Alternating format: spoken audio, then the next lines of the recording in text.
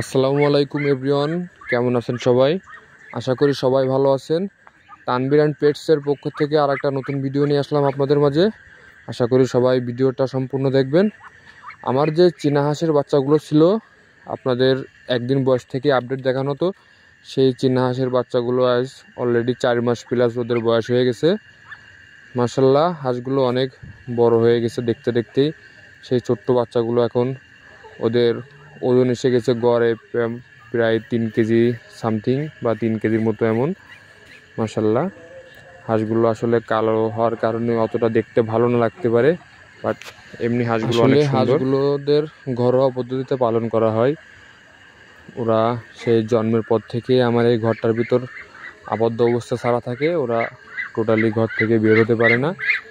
ওদের জন্য আমি পানি সিস্টেমও করে দিছি, যাতে করে ওদের পানির যে প্রয়োজন সেটা ওরা মেটাইতে পারে।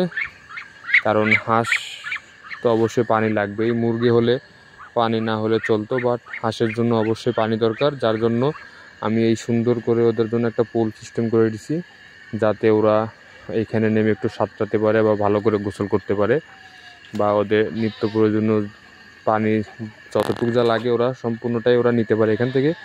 যার জন্য আসলে এমন সিস্টেম করে দেওয়া ওদের। মাশাআল্লাহ, আসলে হাঁসগুলো আমার অনেক পছন্দের। সবাই দোয়া করবেন আমার হাঁসগুলোর জন্য।